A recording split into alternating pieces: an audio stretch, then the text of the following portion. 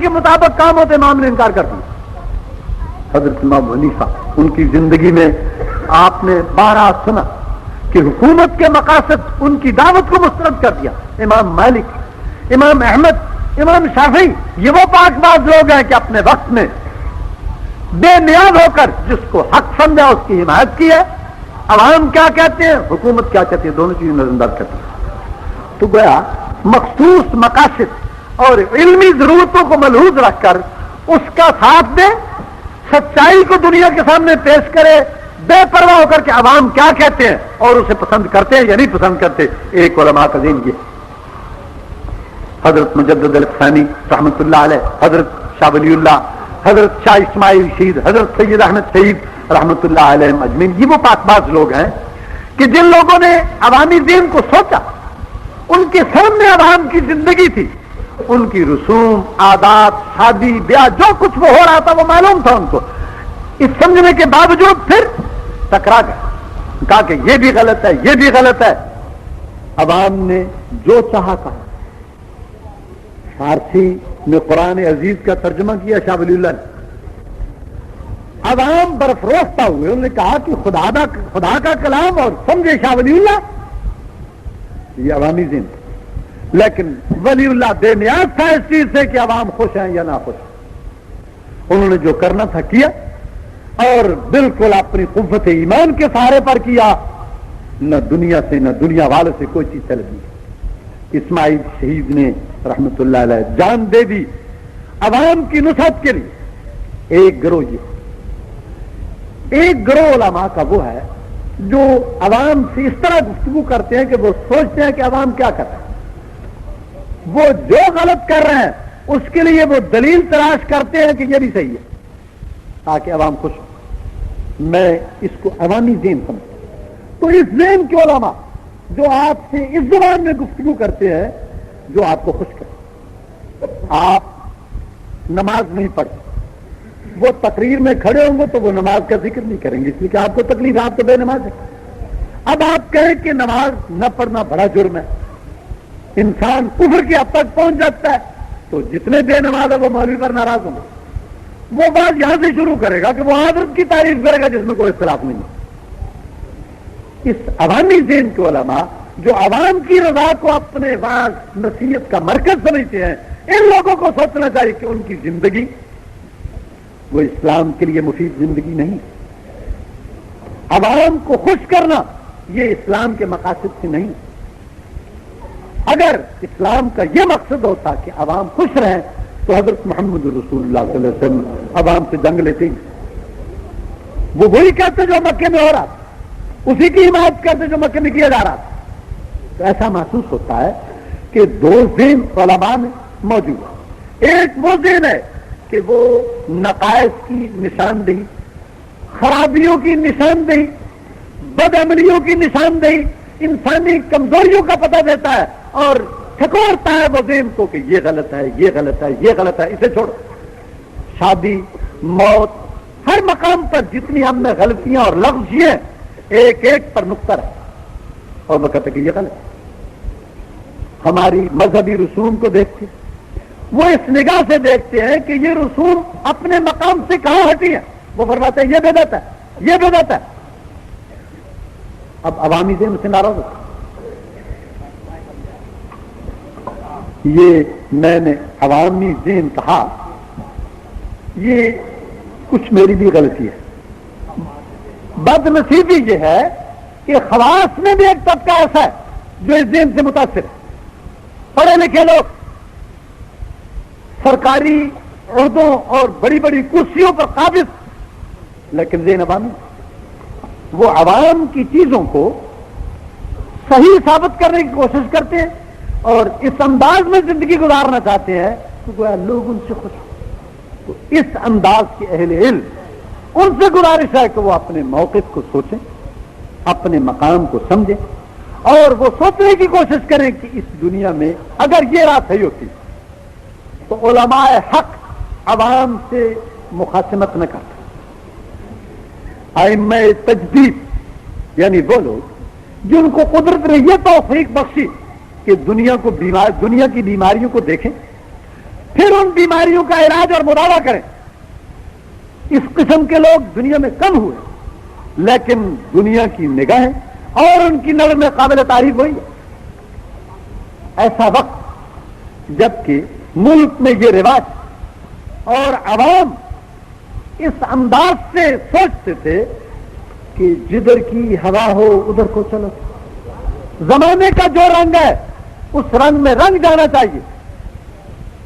بادشاہ سلامت کے دربار میں جائیں تو بادشاہ کو سجدہ کریں, سب ہو رہا تھا.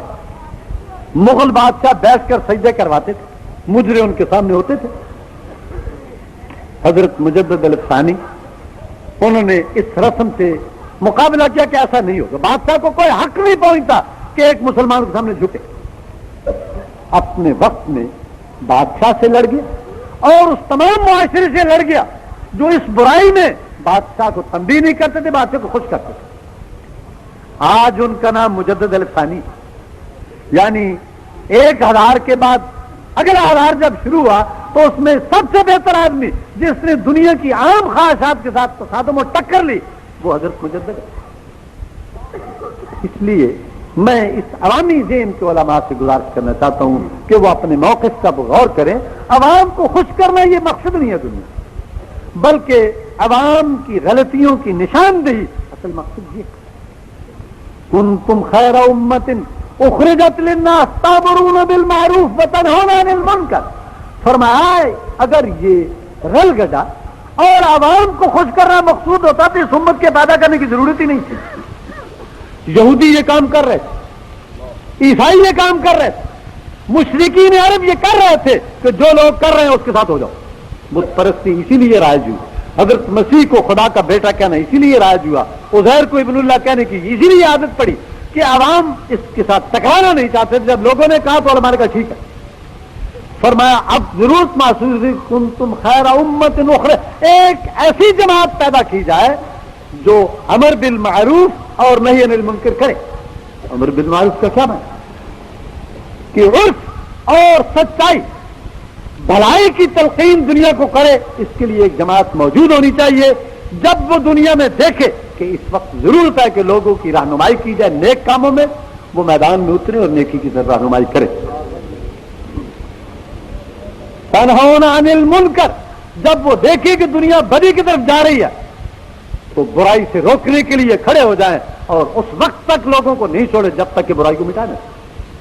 تو گویا اس امت کی نصرت, دنیا میں اسلام کا وجود, حضرت محمد الرسول اللہ صلی اللہ علیہ وسلم کی بعثت, آپ کے ساتھ ایک ایسی جماعت جس نے اسلام کے پھریرے کو اٹھایا اور صاف تاخاف سمندروں کو چیرتی اور پہاڑوں کو رونقتی ہوئی چلی گئی.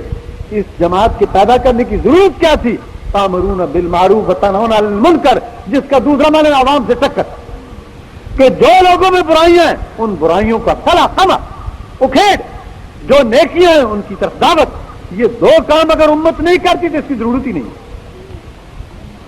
حضرت نے فرمایا صلی اللہ علیہ وسلم کہ سب سے پہلی چیز جو نیک عادات سے امت میں مفقود ہوگی, لوگ اسے چھوڑیں گے. فرمایا امر بالمعروف اور نہی عن المنکر. لوگ نیکی کا حکم چھوڑ دیں گے, برائی سے روکنا چھوڑ دیں گے. ذہن یہ ہوگا کہ میاں ہمیں کیا مصیبت ہے, عیسیٰ بدین خود, موسیٰ بدین خود, کوئی اپنی کرے, آپ کو کیا رکھتے ہیں. عام ذہن ہے اس وقت دنیا میں, کوئی جو ہوتا سب ٹھیک ہے. یہ ذہن اسلامی ذہن نہیں. مجھے اور آپ سب کو یہ کوشش کرنا چاہیے اچھے لفظوں میں. میرا یہ کبھی مقصد نہیں کہ آپ لڑیں, کبھی مقصد نہیں کہ آپ لوگوں کو گالیاں دیں. مقصد یہ ہے کہ اچھے سے اچھے طریق پر, بہتر سے بہتر لفظوں میں آپ اگر برائی کو روک سکتے روک. حضرت علی کو رضی اللہ تعالیٰ عنہ وارضہ حضرت نے صلی اللہ علیہ وسلم نے یمن کی طرف رخصت کی اور فرمایا کہ دیکھو علی تم جا رہے ہو, میرا یہ مقصد نہیں کہ تم وہاں سے سرخ اونٹ اور وہاں کا سونا اور دولت جمع کر کے لاؤ.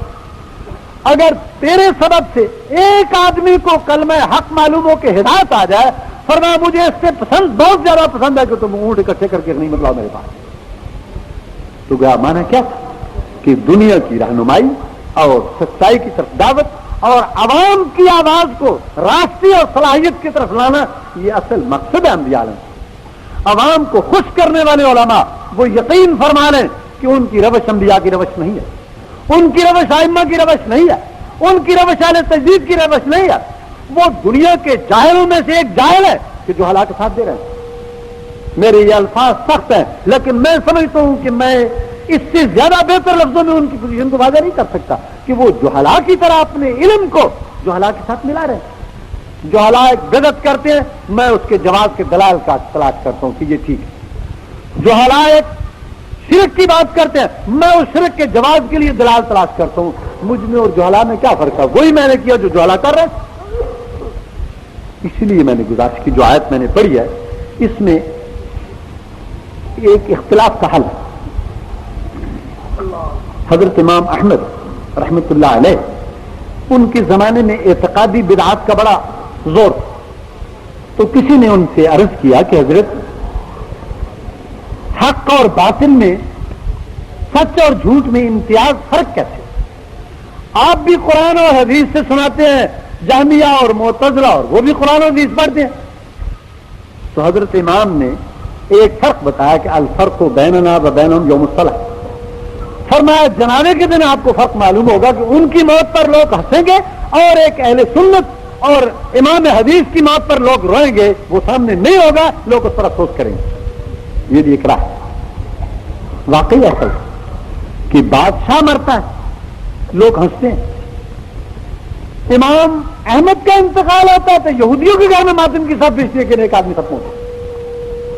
یہ بھی ایک فرق ہے۔ ایک یہ بھی فرق ہے، جیسے میں گزارش کر رہا ہوں کہ من احسن قولا ممن دعا الی اللہ، کہ آپ مختلف گروہوں میں جب قرآن تقسیم ہو چکا ہو، سب قرآن پڑھ رہے ہوں، سب حدیث سے بیان کریں، تو آپ میں الجھن پیدا ہوگی کہ کون سچا۔ اس میں ایک صورت تصفیہ یہ بھی بتائیے کہ دیکھو، اگر میں آپ کے سامنے کھڑا ہو کر اپنی دعوت دیتا ہوں کہ مجھے مانو، میری بیعت کرو، میری پیری اور مریدی کو چڑھاؤ، تو یہ اللہ کی طرف دعوت نہیں ہے۔ فرمایا من احسن قولا، دنیا میں سب سے بہترین وہ شخص ہے کہ دعا الی اللہ، وہ ذات کے لیے نہیں اللہ کے لیے دعوت دیتا ہے، وہ دنیا کو خدا کی طرف بلاتا ہے، اس کا اپنا کوئی مقصد اس میں نہیں۔ حضرت رسول اکرم صلی اللہ علیہ وسلم آئے بڑی رفت برتری، اور یہ معلوم کہ آپ سے بڑا آدمی دنیا میں کوئی دوسرا نہیں، لیکن اپنی طرف دعوت بلحاظ محمد نہیں دی صلی اللہ علیہ وسلم، بلحاظ رسول دعوت دی ہے۔ اطیعوا اللہ و اطیعوا الرسول، فرمایا الرسول کے اطاعت کرو، جس کا معنی کیا ہے کہ میرے پاس وہ پیغام ہے جو مجھے آسمان سے خدا نے دیا۔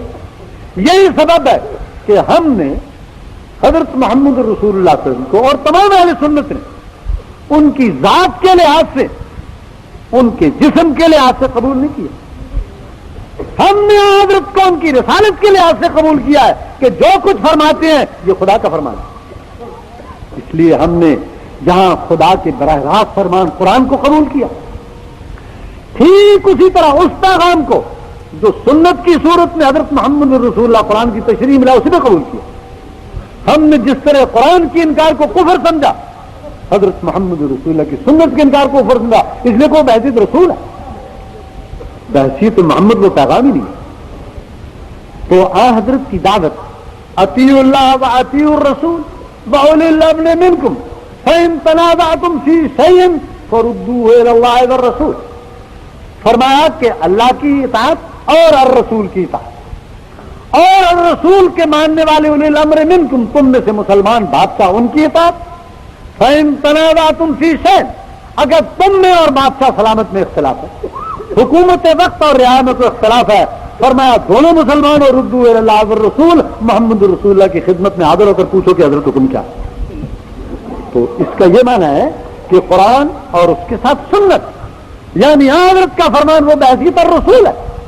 اس لیے قرآن نے ایک مقام پر نہیں، کئی جگہ الرسول کی اطاعت کو فرض قرار دیا، اور الرسول کی اطاعت، یہی میں سمجھتا ہوں کہ مسلک اہل حدیث اور ائمہ سنت کے اعتقادات کی اساس اور بنیاد ہے. تو من احسن قولا ممن دعا الی اللہ، گویا اور صلی اللہ علیہ وسلم نے اللہ کی طرف دعوت دی اور یہی اصل دعوت ہے. اب ایک بزرگ آتے ہیں، وہ تقریر کرنے کے بعد آپ سے مطالبہ کرتے کہ میری بیعت کر. آپ کو ایک معیار ہاتھ میں آ گیا کہ یہ اپنے لیے کہہ رہے ہیں، دعا الی اللہ نہیں ہے. اس پر اس معنی سے غور کیجیے. ایک طبیب اپنی دکان پر بیٹھتا ہے، وہ آپ کو دعوت دیتا ہے کہ میری طرف آؤ. اس کا مقام بحیثیت الرسول نہیں، بحیثیت طبیب ہے کہ آپ علاج کے لیے اس کے پاس جاتے ہیں. ایک انجینئر وہ اپنے فن کی طرف آپ کو دعوت دیتا ہے. یہ اپنی مقصود، میرا یہ مقصد نہیں کہ یہ باتیں غلط ہیں، اپنے حد تک وہ ٹھیک ہے. وہ طب کے لیے، وہ اپنے کاروبار کے لیے، ہر دکاندار اپنی دکان کی دعوت دیتا ہے. لیکن احسن قولا، جس کو قرآن فرماتے کہ سب سے بہتر چیز اچھی بات، وہ دعوت الی اللہ. تو میں سمجھتا ہوں کہ مختلف گروہوں اور فرقوں میں دیکھیں، جہاں پر شخصی دعوتیں اپنے مقاصد کے لیے ہوں، آپ ان پر اس معنی سے سوچیں آپ کو وہ پسند آئے قبول کریں، نہ آئے نہ قبول کریں. لیکن ایک معیار کی چیز جو ہے، سچائی اس جماعت میں ہوگی کہ من دعا الی اللہ، کہ وہ اللہ کی طرف دعوت ہے. وعمل صالحا، ان کی زندگی میں عمل صالح موجود. وقال اننی من المسلمین، اور فرمایا خدا کے سامنے تسلیم اور انقیاد اس کو اپنا شیوا بنائے کہ خدا کے احکام کو وہ قبول کرے. یہ دنیا میں احسن قولا، سب سے بہترین قول اس شخص کا ہے. اب محترم میں گزارش کروں، اس خلفشار اور اختلاف کی زندگی میں جو اس وقت دنیا میں موجود ہے، اس مشکل میں جس میں میں اور آپ مبتلا ہیں، اس جماعتی اور حزبی بحث میں جو دنیا میں موجود ہے، وہابی، حنفی، چکرالوی، دیوبندی، کتنے نام ہیں جن پر مختلف جماعتیں دعوت دے رہی. تو میں سمجھتا ہوں کہ اس معنی سے آپ ہر جماعت پر غور کریں اور اس انداز سے سوچیں کہ من احسن قولا ممن دعا الی اللہ، کہ ان سب میں سے اساسی اور بنیادی طور پر خدا کی طرف دعوت کون دے. اس لحاظ سے میں گزارش کروں کہ دنیا میں ہمیشہ ہی لوگوں نے حق کی دعوت دی، اور حضرت کا ارشاد کہ لا یزال طائفۃ من الناس ظاہرین علی الحق لا یضرهم من خذلهم، حضرت کا ارشاد گرامی ہے. فرمایا ایسی جماعت دنیا میں ہمیشہ رہے گی، یہ ناپید نہیں ہو سکتی کہ جو کیا کریں گے. فرمایا ظاہرین علی الحق، وہ سچائی کے غلبے کے ضامن ہیں. لا یضرهم من خذلهم، ان کو کوئی شخص ذلیل کرنا چاہے وہ ذلیل نہیں کر سکتا. ان کی عزت کو پامال کرنا یہ انسانوں کے لیے ناممکن ہے. اپنے وقت میں فرعون نے پوری کوشش کی کہ موسیٰ کی آواز دبے اور دنیا کی نگاہ میں موسیٰ گرے، لیکن آج فرعون، اس کی تاریخ، موسیٰ اور اس کی تاریخ علی نبینا علیہ الصلوۃ والسلام موجود ہے. آپ فرمائیں کہ نیک نام کون ہے اور بدنام کون؟ نعرہ تکبیر. نمرود اور حضرت ابراہیم دونوں کی ایک دعوت ہے. وہ چاہتا ہے کہ دنیا میرا ساتھ دے، اور واقعی دنیا نمرود کے ساتھ. ابراہیم لڑ رہے ہیں ان سے، بہت تھوڑے قلیل آدمی ہیں، اپنے گھر کے آدمی ساتھ نہیں ہے، لیکن ہے دعوت اللہ. ذات ابراہیم کے لیے کوئی دعوت نہیں، اللہ کے لیے دعوت ہے. وقت گزر گیا، نمرود بھی آپ کے سامنے نہیں، حضرت ابراہیم بھی آپ کے سامنے نہیں، علی نبینا علیہ الصلوۃ والسلام. آپ فرمائیں کہ نیک نام کون ہے اور بدنام کون؟ حضرت محمد الرسول اللہ صلی اللہ علیہ وسلم اور آپ کے مخالفین کی جماعت بے حد قوت، اتنی قوت کہ مجبور کیا کہ وطن ترک کر کے مدینے چلے جائیں. پھر مدینے میں نفاق نے آخر وقت تک تصادم اور ٹکر لیا. یعنی غزوہ تبوک سن 9 میں حضرت جاتے ہیں اس کے لیے، اور غزوہ تبوک میں جانے کے بعد مسجد ضرار مدینے میں بن گئی. تو اس کا معنی ہے کہ سن 10 میں تو حضرت خود رخصت ہوئے. تو گویا آخر سن 9 تک کفر کا تصادم رہا ہے حضرت محمد رسول اللہ صلی اللہ علیہ وسلم. لیکن ان کی دعوت کیا تھی؟ وہ اپنے لیے. حضرت کی دعوت کیا تھی؟ دعا الی اللہ. آج عبداللہ بن ابی جا چکے، ابو جہل جا چکے، ابو لہب جا چکے، حضرت محمد رسول اللہ بھی ہمارے سامنے نہیں ہے. لیکن میں آپ سے پوچھتا ہوں کہ نیک نام کون ہے اور بدنام کون؟ من دعا الی اللہ، جس نے اللہ کے لیے دعوت دی وہ آج سرخرو اور نیک نام ہے. ہزاروں نہیں کروڑوں زبانیں اس کے لیے درود پڑتی ہیں اور کروڑوں زبانیں اس کے کلمہ توحید کو پڑھتی ہیں. یہ ایک فرق، وہاں دعوت شخصی تھی، یہاں دعوت اللہ کے لیے ہے. تو اس فرق میں اگر جماعتی تصادم میں آپ سوچنا چاہیں تو میرے نزدیک قرآن کا یہ ایک اصول ہے کہ ہر دعوت کو آپ دیکھیں.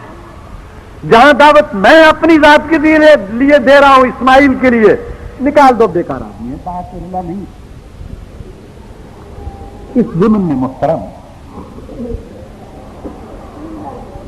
ان لوگوں نے جن کو کتاب و سنت سے شغف تھا، انہوں نے کیا کیا کہ دعوت اللہ کے لیے زمین کو ہموار کی. کیسے ہموار کیا؟ اب آپ سوچیں کہ جو کچھ مکے میں ہو رہا تھا اس وقت جب کہ حضرت محمد رسول اللہ صلی اللہ علیہ وسلم، وہ کیا تھا کہ لات کی قبر وہ طائف میں پج رہی، حبل اور بال کے بت خود حرم بیت اللہ میں پج رہے. انسان کی پرستش، جنوں کی پرستش، غیر اللہ سے ڈر، مخلوق کے سامنے سجدوں کا کرنا اور جھکنا، غیر اللہ کی عبادت، یہ موجود تھی. اگر یہ عوام کی روش صحیح تھی، حضرت کا آنا بھی سوچ، حضرت تو یہ چیز نہیں کہتے تھے. تو اب کیا ہو؟ حضرت نے ان سب کی دعوت کو توڑ کر اللہ کی طرف دعوت دی. فرق ایک پیدا ہوا. اب میرے لیے کوئی دقت نہیں ہے، میں ابو جہل کو غلط سمجھتا ہوں، ابو لہب کو غلط سمجھتا ہوں، اس تمام گروہ کو جو بدر سے لے کر تبوک تک ہمارے آقا حضرت محمد رسول اللہ سے لڑے، میں سب کو غلط اور جھوٹا سمجھتا، اس لیے کہ ان کی دعوت اپنی ذات کے لیے، اپنی قوم کے لیے تھی. محمد رسول اللہ کی دعوت اللہ کے لیے تھی. آپ نے وہ ابو جہل کا خطبہ سنا جو انہوں نے بدر کی لڑائی شروع ہونے سے پہلے دنیا کے سامنے اپنی پوزیشن کو واضح کرنے کے لیے کہا. اس نے شاید آج کی اصطلاح میں وائٹ پیپر اسے کہتے ہیں کہ اپنا اندیا بتایا کہ ہم اس مصیبت میں کیوں پھنسے. اس نے دو چیزیں بتائی کہ ان محمدن شتت امر العرب صلی اللہ علیہ وسلم، کہا ہم اس لیے لڑ رہے ہیں کہ حضرت نے عرب میں تفریق پیدا کی. یہ وہ ٹھیک کرتے، حضرت نے واقعی تفریق پیدا کی. انہوں نے عرب میں سے اہل کفر کو اپنا ساتھی نہیں رکھا. دوسری بات کیا فرمایا؟ حضرت نے آبا کے دین کو جو پرانا سب لوگوں کا آ رہا تھا اسے ترک کر کے ایک نیا دین پیش کیا. کیا مانا؟ کہ عوام کی دعوت، عوام کے انداز فکر، جس طرح عوام سوچتے تھے اس انداز فکر کو سردار دو عالم نے بدلا. یہ محترم وہی آواز ہے جو آپ کو کہا جا رہا ہے. اور اب ہمارے قیادت بڑی ہائی اتھارٹی کے لوگ ہمیں یہ فرماتے ہیں کہ اسلام کو عوام کا ساتھ، لوگوں کا ساتھ، زمانے کا ساتھ دینا چاہیے. اگر یہ ساتھ نہ دیا گیا تو کہا کہ اسلام ہٹ جائے گا اور دنیا میں یہ فیل ہو جائے گا. یہ کیا ہے؟ عوامی دعوت ہے. انبیاء کی دعوت ہمیشہ سے متفاضل نہیں کی، وہاں اس کی پرواہ نہیں کی کہ عوام کیا کہتے ہیں. وہاں یہ سوچا گیا کہ حق اور صحیح بات کیا. تو ان فقراء نے بالکل اس روش پر، جیسے کہ حضرت کے زمانے میں عوام کی ایک آواز اور ایک حضرت کی آواز تھی. وہ آواز عوام کی، عوام کے لیے تھی، اپنے مفاد کے لیے تھی، اپنے آباء و اجداد کے لیے تھی، اپنے قومی مفاد کے لیے تھی، جس کو وہ قوم سمجھتے تھے. حضرت محمد رسول اللہ کی دعوت ان سب بتوں سے مختلف. آپ کی نظر میں قوم بت، آپ کی نظر میں بادشاہ کوئی چیز نہیں تھی. آپ کی نظر میں ایک ہی چیز تھی کہ من قاتل لتکون کلمۃ اللہ ہی العلیٰ، حق کی آواز بلند اور دنیا خدا کی طرف آئے. یہ ایک آواز تھی جس پر حضرت نے لوگوں کو جمع کیا. یہی من احسن قولا ممن دعا الی اللہ، کہ اللہ کی طرف دعوت دی. کوئی شخصی، کوئی قومی کسی بت کے لیے کوئی دعوت نہیں. اب آپ سوچیں کہ اگر وہ عوامی مسئلہ ٹھیک تھا تو وہ تو عرب کر رہے تھے، ان میں اتحاد اور وحدت تھی، وہ شرک پر متحد تھے. کان الناس امۃ واحدۃ فبعث اللہ النبیین مبشرین ومنذرین. فرمایا لوگ کفر پر مجتمع تھے، اللہ نے پیغمبروں کو بھیج کر ان میں سے نیک لوگوں کو الگ کر دیا، تفریق پیدا کی. اس تفریق کو پسند کیا. یہ وحدت صحیح نہیں ہے، اس لیے کہ اس میں دعوت اللہ. اب آگے بڑھیں. اس دور میں جس میں ہم گزر رہے ہیں، آج سے قریباً 200 سال پہلے 10ویں صدی سے شروع ہو کر قریب اس دعوت اللہ کی داغ و بیل ڈالی، اور حضرت شاہ ولی اللہ رحمۃ اللہ علیہ اس دعوت کے سب سے اہم داعی ہے. اب وہاں کیا کہ دنیا کے رسوم و عادات ان سے تخالف، گھروں کے رسم و رواج اس پر نشاندہی ہے کہ یہ غلط ہے. لڑکیاں بیوہ ہوتی ہیں، وہاں کی عام عادت یہ ہے کہ اب دوبارہ نکاح نہیں ہو. لیکن کچھ پاک باز لوگ ہیں کہ عوام کی روش کے خلاف وہ کہتے ہیں کہ نہیں، حضرت محمد رسول اللہ کی سنت یہ ہے کہ یہ ہونا چاہیے. لڑکیوں کے حالات پر رحم اور ان کی ضروریات، ان کی زندگی کا تقاضا یہ ہے کہ جب تک عمر اس چیز کا تقاضا کرتی ہے یہ تعلق قائم رہنا چاہیے. وہاں حضرت کیا ہے کہ قبروں کے سامنے لوگ سجدے کرتے ہیں. اگر یہ روش صحیح ہے جو عوام کر، آپ کے شہر میں حضرت خواجہ حضاری کا مزار، حضرت شاہ محمد غوث کا مزار، آپ دیکھیے کہ وہاں سجدے ہوتے ہیں یا نہیں. سن 53 کے جیل میں آپ کے لاہور کے بڑے بزرگ موجود تھے. انہوں نے کہا کہ یہ سجدہ نہیں ہے، یہ تو زمین بوسی ہے. یہ خوب نکتہ تھا. انہوں نے بڑے سنجیدگی سے مجھے کہا کہ آپ لوگ غلط سمجھتے ہیں، یہ سجدہ نہیں. سجدہ تو وہ ہے جس میں وضو ہو، سجدہ وہ جس میں تسبیح پڑھی جائے. ہم نہ وضو کرتے ہیں، وہ سجدہ قبر پر بے وضوئی کرتے ہیں، اور نہ اس میں تسبیح پڑھتے ہیں. بات خوب تھی. میں نے اس کے کہ حضور قرآن نے جن کو مشرک کہا ہے وہ بتوں کے سامنے وضو کر کے سجدہ کرتے تھے. وضو تو معاہدہ کے اترنے کے بعد سن 6 میں ہوا فرق، یا زیادہ سے زیادہ معراج کے سن 12 نبوی میں. اس سے پہلے عرب میں وضو جانتا کون تھا؟ سجدے بے وضو ہوتے تھے. تسبیح حضرت محمد رسول اللہ نے بتائی. یہ سارے سجدے جن کو مشرک کہا ہے اور جن کے ساتھ پورے 23 سال سردار دو عالم نے جنگ لڑی ہے، یہ بے وضو تھے، اور یہ اس اصطلاح کے مطابق یہ زمین بوسی تھی. کسی کو شرک قرار دیا. تو غور فرمائیے کہ یہ تو ہو رہا تھا دنیا میں. اب من احسن قولا ممن دعا الی اللہ، ایک شخص نے اللہ کی طرف دعوت دی اور یہ روک دیا. ٹھیک یہی حالات اس وقت کافی عرصے سے دنیا میں موجود ہیں کہ بزرگ اپنے وقت میں وہ بزرگ نیک آتے، انہوں نے قرآن کی خدمت کی، سنت کی خدمت کی، علم و دیانت کی خدمت کی. خواجہ حجویری خود ان لوگوں میں ہے، حضرت شمس تبریز اور وہ شیخ کبیر الدین، یہ اپنے وقت کے اولیاء پاک اور نیک لوگ ہیں جنہوں نے اپنے وقت میں اللہ کے دین کی خدمت کی. لیکن اس کے بعد پھر ہم جیسے کمزور پیدا ہوئے استخوان فروش، جنہوں نے ان بزرگوں کی ہڈیوں کو بیچ کر کھانے کی کوشش کی. پھر وہی خانقاہیں جو کسی وقت رشد و ہدایت کے روشن چراغ سے وہ افیم اور چرس فروشی کے اڈے ہو گئے. وہی مقامات جہاں سے لوگ نفس کشی کی تعلیم حاصل کرتے تھے وہ نفس پرستی اور زناکاری کے اڈے بنے. یہ ہے نہیں دنیا میں، آپ دیکھ نہیں رہے یہ کیا ہو رہا. پھر انہی کی اطاعت اور فرمانبرداری میں ہنسی اور بابی کی تقسیم ہو رہی ہے.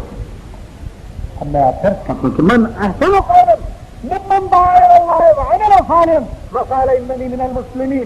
قرآن کے معیار پر پرکھیے شخص کی دعوت کون دے رہا ہے، غیر اللہ کی پرستش کی دعوت کون دے رہا ہے. میں بھی اپنے لیے قرآن پڑھتا ہوں، وہ بھی پڑھیں گے، لیکن اس کی ضرورت جس کو بطور معیار سے آپ کو سمجھنا ہے وہ قرآن کا ارشاد ہے. من احسن قولا ممن دعا الی اللہ. اگر اس میں خدا کی وحدانیت موجود ہے تو وہ تعلیم چاہیے. اگر اس میں غیر کا دخل ہے تو پھر اس کا نام اولیاء کا ادب کہیے، علماء کا احترام کہیے. جو آپ اس کا نام رکھیں مگر خدا کی بے ادبی ہو؟ میں اسے خدا کا ادب نہیں سمجھتا. اس لیے قرآن کے معیار کے مطابق من احسن قولا ممن دعا الی اللہ وعمل صالحا، یہ دعوت غلط. اس لیے ان مساکین کی جماعت میں جن کا آپ جو چاہیں نام رکھیں، لیکن میں سنتا ہوں داعیان اللہ ان لوگوں نے کیا کی؟ آپ سے، ان بزرگوں سے جن کے ساتھ ان کی ذاتی مراسم اور تعلقات تھے، ان سے اس بنا پر ٹکر لی کہ یہ پرستشی درست نہیں. بزرگوں کے مزاروں پر زمین بوسی سجدے یہ قرآن اور سنت کی تعلیم نہیں. اس چیز کے جاری ہونے سے خدا کی طرف